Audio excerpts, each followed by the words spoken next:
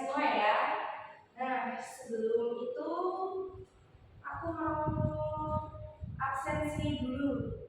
Siapa yang mungkin nggak masuk atau izin? Oke, masuk semua ya. Kalau gitu kita semangat ya untuk mempelajari materi pada sore hari ini. Nah, sebelum kita mulai ke pemaparan materinya, alangkah baiknya kalau kita berdoa terlebih dahulu ya dari semuanya, agar apa yang kita pelajari hari ini bisa bermanfaat untuk kita semuanya dan juga materi-materinya juga bisa kita terima dengan baik. Berdoa dipersilakan.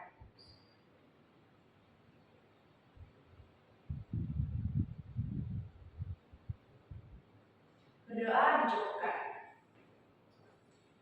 Oke, kita hari ini akan membahas materi mengenai sistem reproduksi, ya, khususnya di proses menstruasi.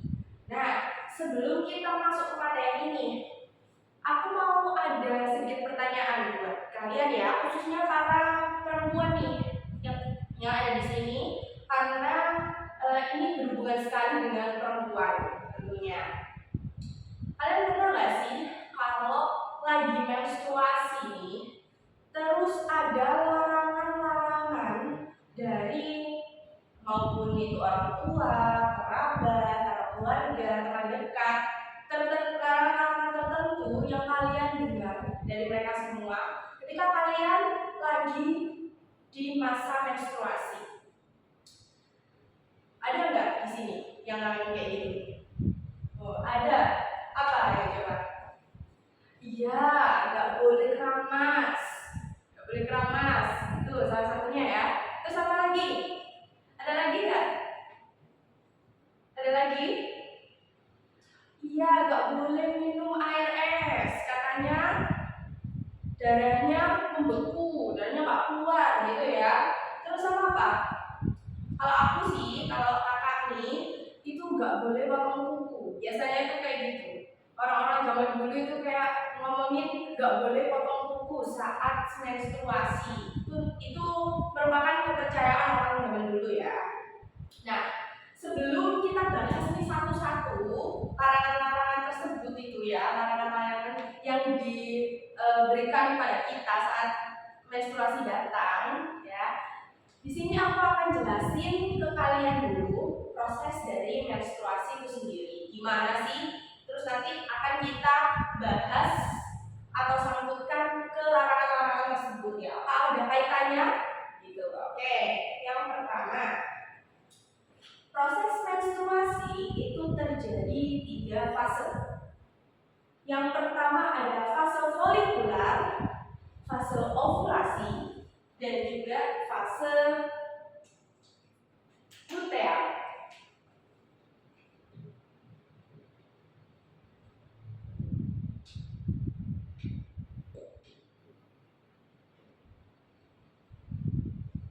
Oke, kita ke fase folikular terlebih dahulu ya. Apa yang terjadi di fase folikular? Jadi awalnya hipotalamus itu ada di sini ya. Itu hipotalamus itu merupakan bagian dari otak yang dia itu mengatur semua aktivitas yang ada di dalam tubuh kita. Kayak dia tuh sangat berpengaruh terhadap aktivitas yang ada di tubuh kita. Oke, hipotalamus.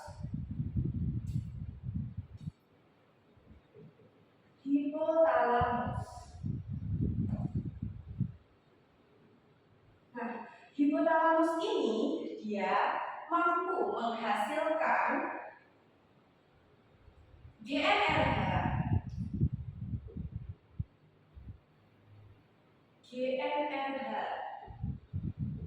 atau gonadotropin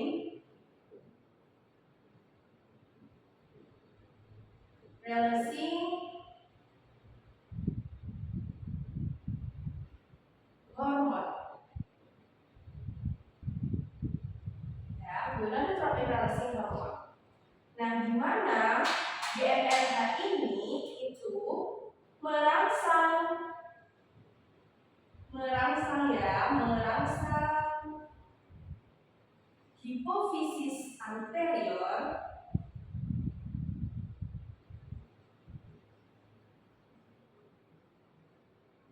untuk menghasilkan apa? Menghasilkan FSH dan juga LH. Oke, kita keep ini dulu ya. Kita keep di bagian sini dulu. Nah, yang selanjutnya aku mau gambar reproduksi wanita dulu di sini. Misalkan ini ada ovarium. Nah, di sini ada ovarium. Ini kan.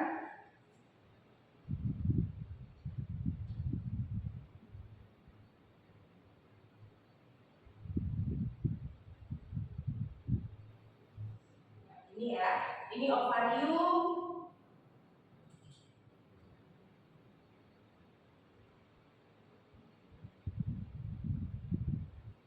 Ini ada ovarium ya, ovarium kanan kiri. Nah, terus di sini ada tuba falopi.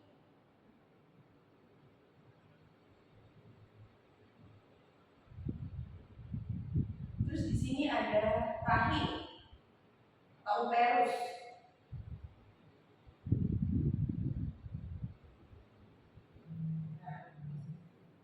Di ovarium ini itu ya, dia itu ada semacam folikel-folikel kecil di dalam ovarium ini. Nah, ada semacam folikel-folikel kecil.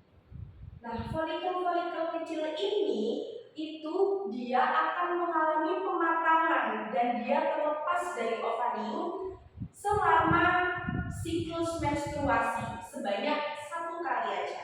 Jadi folikel ini yang terlepas adalah cuma 1 dalam setiap 1 siklus menstruasi. Oke, di fase folikuler ini terjadi di hari ke-1 hingga hari ke-14 dalam siklus menstruasi. Nah, itu tambahan ya tadi ya.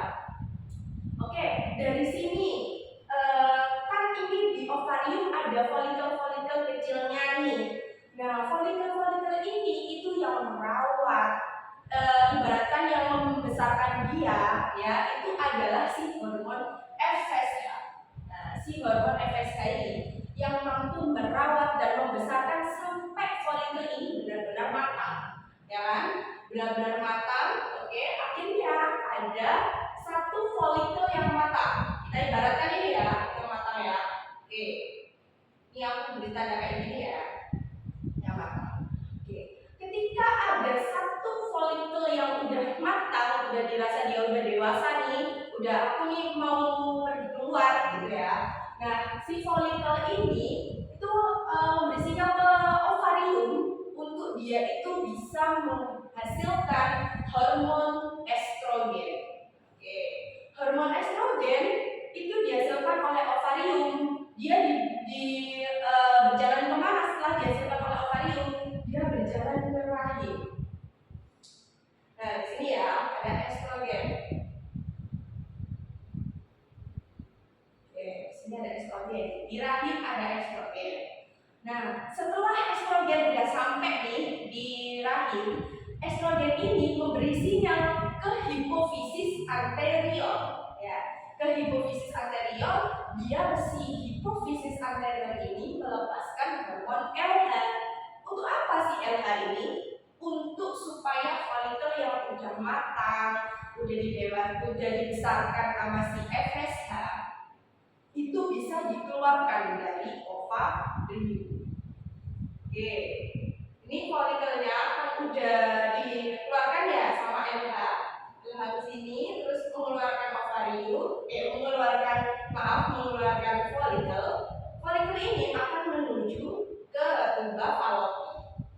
Tuba falopi ini untuk apa sih? Kemarin kita bahas untuk tempat terjadinya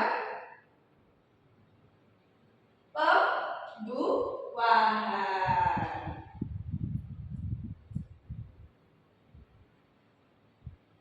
Nah, tempat terjadinya pembuahan.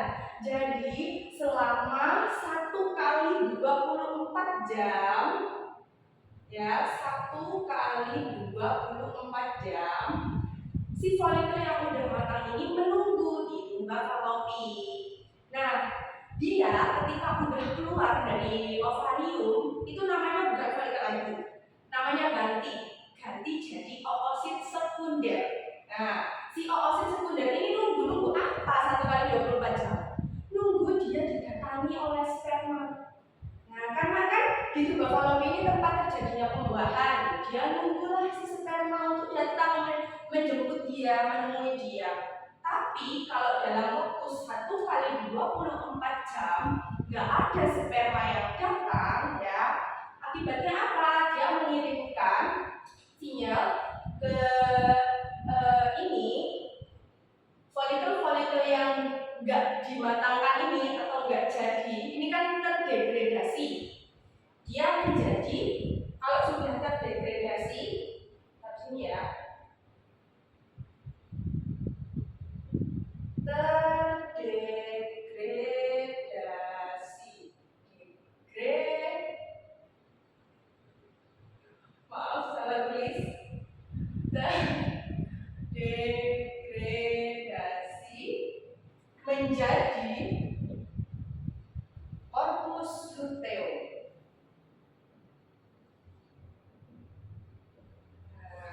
Si corpus luteum ini kalau udah dirasain 1 kali 24 jam nggak ada perubahan, dia akan menghasilkan yang namanya maaf salah, jadi nggak ada pengaruhnya ya. Si corpus luteum itu emang menghasilkan progesteron untuk membantu si estrogen dalam menebalkan dinding rahim. Kenapa kok dinding rahim ditebalkan? Karena emang di situ tempatnya si embrio berada, ya kan. Takutnya nanti ketika si oosit sekunder dibuahi oleh sperma, kemudian rahimnya nggak ada persiapan, mau gimana, ya kan? Makanya dinding rahimnya ditebalkan oleh hormon estrogen. Nah, ini kan tadi kan terdegradasi jadi corpus luteum. Corpus luteum menghasilkan hormon progesteron yang membantu estrogen dalam menebalkan dinding rahim. Oke, dan sampai sini kalau misalkan si oosit sekunder ini 1 kali 24 jam dia nggak ditemui oleh sperma, akhirnya ovarium berhenti untuk memproduksi estrogen dan juga progesteron. Karena fungsinya emang menebalkan dinding rahim, ya buat apa kalau memang dia nggak dibuahi, ya kan? Dinding rahimnya akhirnya apa? Meluruh, responnya meluruh. Nah, ini ya, dia meluruh bersama dengan oosit sekundernya tadi yang udah nunggu tapi nggak ada kepastian, ya kan? Dia ikut meluruh. Nah, proses meluruhnya ini namanya adalah proses menstruasi. Oh iya, tambahan ya, tadi kan ada tiga fase. Yang pertama adalah fase folikular. Nah, yang kedua itu fase ovulasi. Nah, fase ovulasi terjadinya ketika apa? Ketika ketika folikel ini itu keluar dari ovarium. Fase ovulasi terjadinya di hari keberapa? Di hari ke-14. Hari ke-14, tepat di hari ke-14 ketika folikel keluar dari ovarium.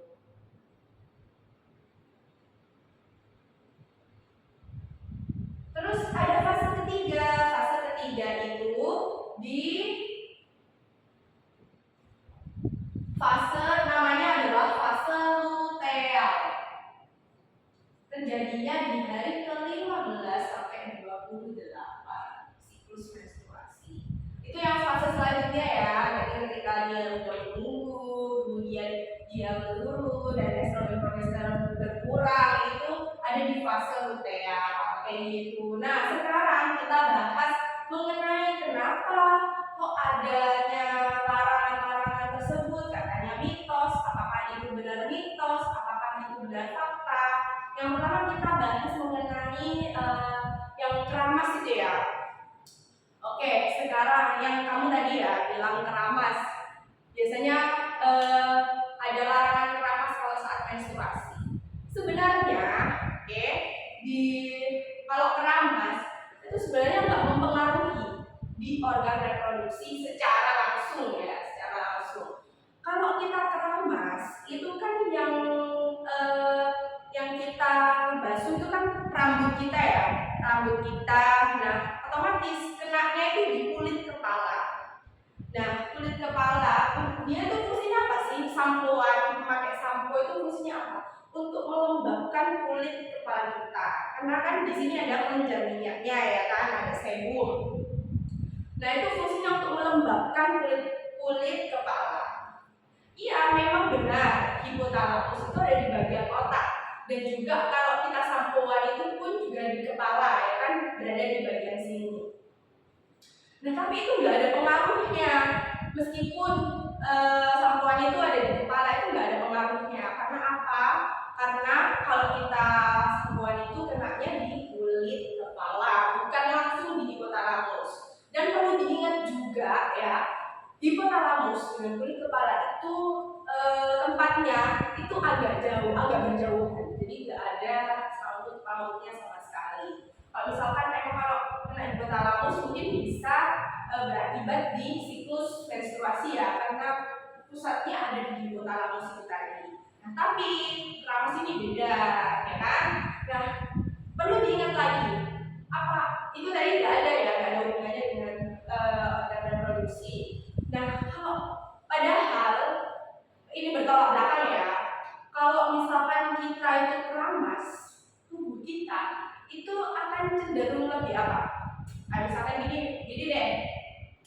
Kalian pulang sekolah, kalian pulang les, bimbel, kalian pulang kerja, kalian pulang kuliah, capek kan nih? Capek. Terus dari rumah itu kita tuh pengen yang seger-seger, pengen mandi, pengen keramas, ya kan? Terus habis mandi, habis keramas, apa yang kita rasakan? Tubuh kita menjadi lebih apa? Lebih relax, lebih tenang, ya kan? Nah, akibat dari tubuh kita yang rileks, tubuh kita yang tenang, itu bisa memperlancar darah haid yang keluar.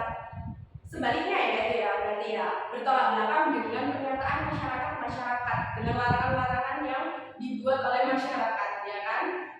Padahal kalau kita keramas pakai air dingin, pakai air hangat itu sama aja, itu akan membuat tubuh kita menjadi lebih rileks. Dan karena hal tersebut, darah menstruasi kita juga akan lebih lancar, gitu kan? Nah, dari hal tersebut itu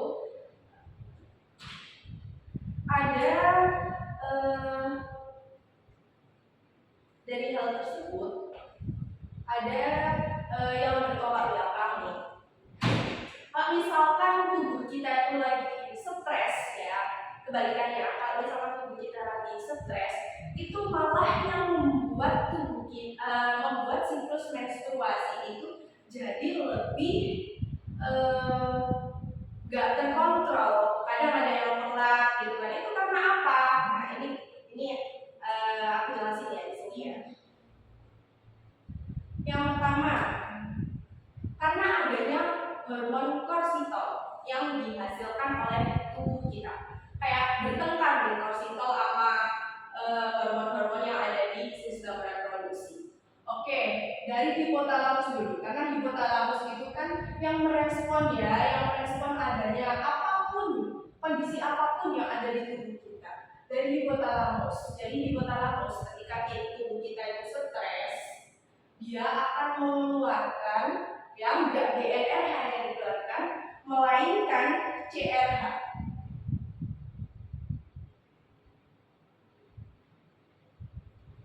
CRH corticotropic hormone, releasing hormone.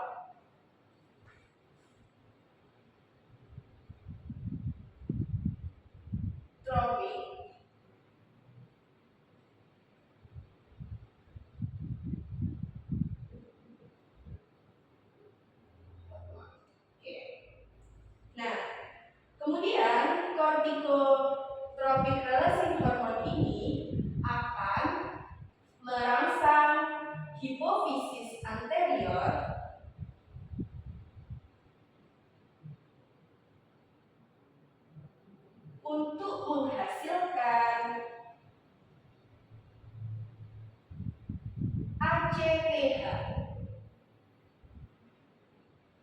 adrenokortikotropik.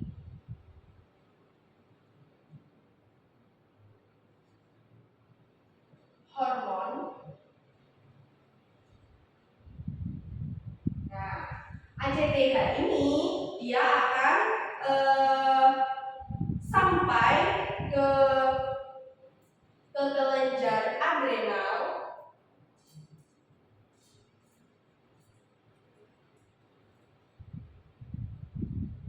dan memicu kelenjar adrenal untuk menghasilkan yang namanya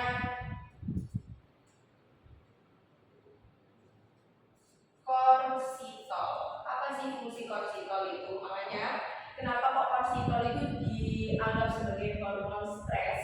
Karena fungsinya korsitol itu untuk mengatur tekanan darah yang ada di tubuh kita. Jadi dia itu adanya saat tubuh kita stres aja. Nggak ada kalau tubuh kita nggak stres itu dia nggak muncul gitu ya. Nah ini ya proses ini itu berantem sama proses itu. Makanya kenapa kalau tubuh kita stres itu dia itu hipotalamus ini kayak rebutan. Aku mau menghasilkan ini dulu karena yang penting buat tubuh. Yang sekarang itu yang bagian ini, bukan yang bagian itu. Nah aku mau mengatur tekanan darahnya dulu. Kamu nanti tunggu dulu ya, gitu si hipotalamus itu gitu. Akhirnya pusatnya itu dikendalikan oleh hormon stres ini tadi. Nah makanya kenapa kalau kita stres itu biasanya proses menstruasinya nggak lancar karena hal tersebut. Nah oke, dari sini apa ada yang ditanyakan? Kamu paham? Oke, paham semua ya. Nah, sekarang kita beralih yang kedua. Apa tadi? Minum air dingin, ya kan? Kalau minum air dingin, itu apakah dia itu berpengaruh terhadap proses menstruasi? Nah, ternyata ya adik-adik semuanya, air dingin itu nggak berpengaruh terhadap proses menstruasi. Karena apa? Kita saat konsumsi air dingin, air hangat itu terserah ya.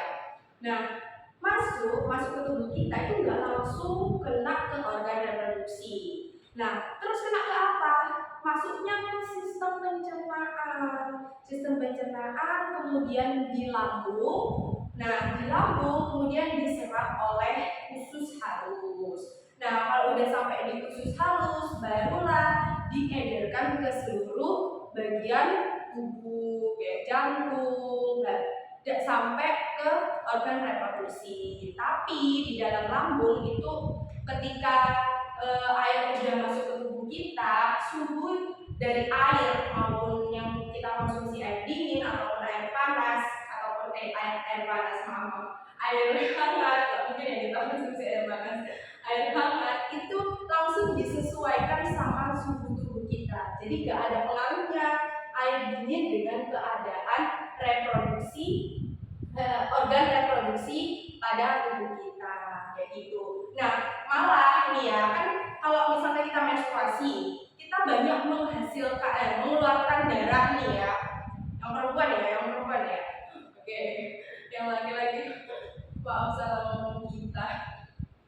Jadi kan kalau kita wanita nih menstruasi banyak mengeluarkan darah. Nah kalau ketika kita mengeluarkan darah berarti kita juga butuh cairan atau mineral untuk masuk ke tubuh kita, ya kan?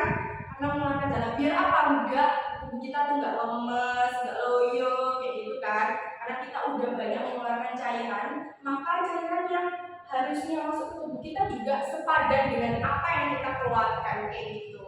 Nah jadi jangan malah takut minum, ya. Biasanya suka minum air es, kalau nggak minum air es nggak enak gitu kan, biasanya ada orang kayak gitu. Dia malah takut tuh untuk minum karena takutnya nanti menstruasinya terhambat, terus darahnya beku atau yang lain gitu ya. Nah itu jangan kayak gitu ya, malah gak apa-apa konsumsi mineral sebanyak mungkin, karena yaitu tadi penting untuk tidak membuat kita lemas, karena tubuh kita perlu cairan, ya kan, perlu cairan untuk menggantikan apa yang udah keluar tadi. Oke, yang selanjutnya tadi kuku. Oke, ini kuku paling lucu ini. Nah, kalau misalkan di orang-orang zaman dulu itu kenapa kok kuku itu gak boleh dipotong? Nah, karena katanya itu gak ikut tersucikan nanti ketika kita udah mandi besar. Kalau udah selesai haid itu biasanya kan mandi besar, gak ikut tersucikan nanti setelah mandi besar. Nah, itu anggapan orang-orang zaman dahulu ya, kita hormati aja bagaimana selayaknya. Tapi yang perlu digarisbawahi di sini, ketika kita menstruasi kita harus benar-benar menjaga kebersihan tubuh kita, terutama kuku. Karena apa? Tangan ini kita gunakan untuk mencuci, pembalut, dan juga area genital yang ada di tubuh kita. Nah, ketika kukunya panjang, pasti banyak bakteri yang ada di tubuh kita. Nah, itu sangat buruk sekali ketika digunakan untuk mencuci area genital. Pastinya ditakutkannya itu nanti malah terserang bakteri atau penyakit yang lain seperti itu. Jadi kita harus menjaga kebersihan tubuh kita saat adanya menstruasi.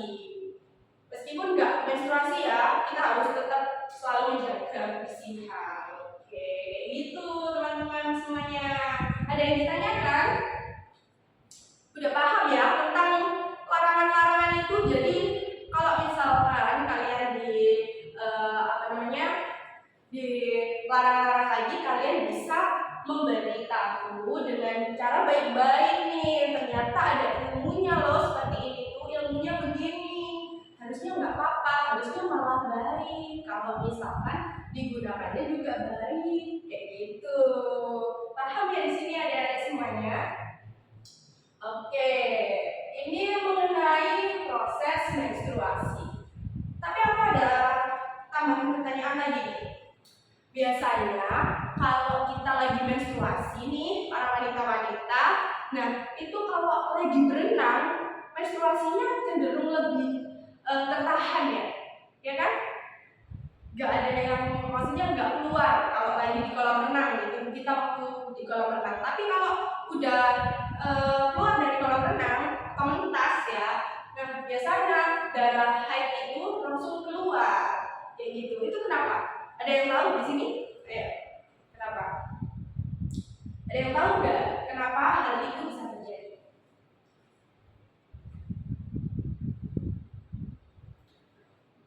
Oke, nggak ada yang tahu ya?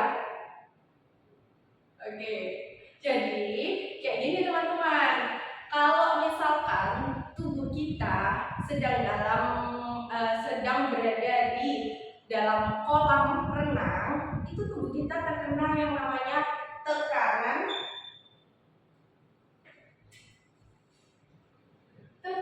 hidrostatis.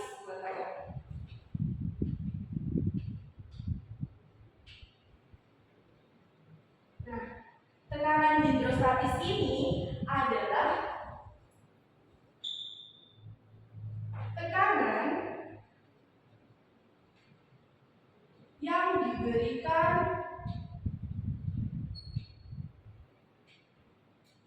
oleh zat cair dalam keadaan diam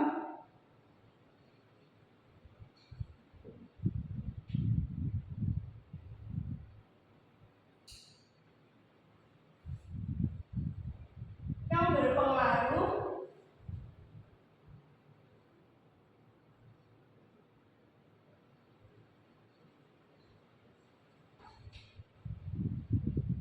terhadap gaya berat. Jadi karena adanya tekanan hidrostatis, nah yang umumnya gini ya, darah menstruasi itu kan mengalir ya, jadi dikeluarkan melalui vagina, kemudian cervix. Nah kalau misalkan tubuh kita terkena tekanan hidrostatis itu dari vagina, darah itu kayak tertahan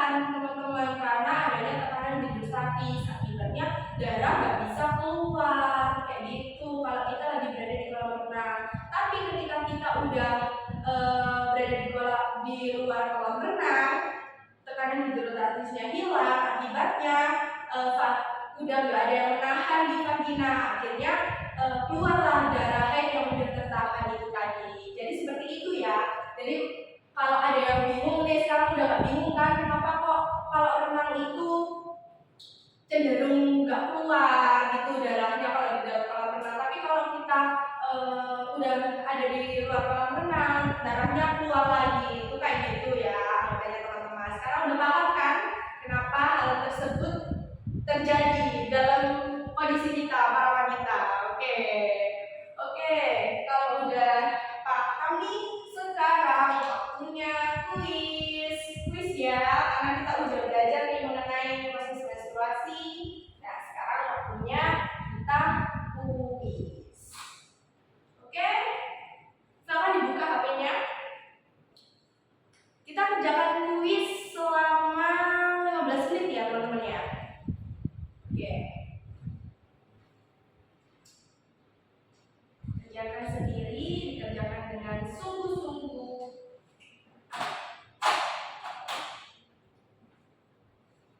Saya beri waktu 15 menit dari sekarang.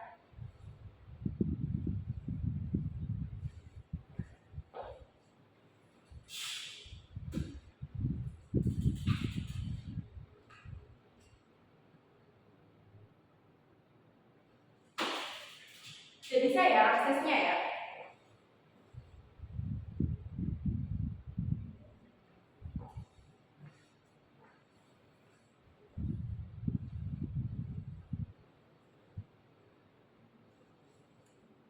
Oke, kerjain ya.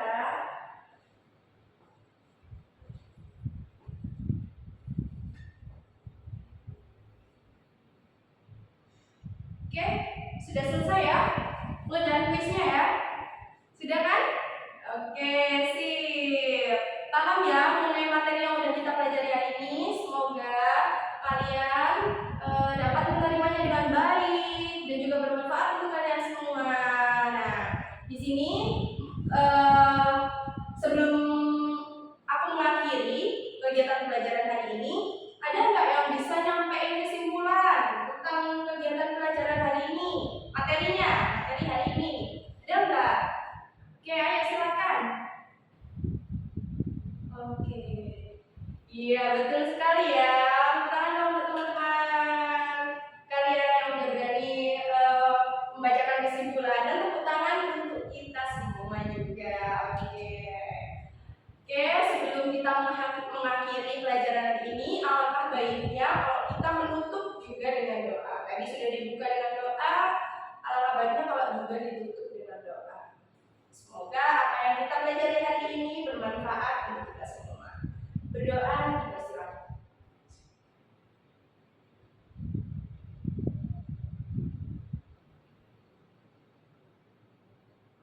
Berdoa dicukupkan.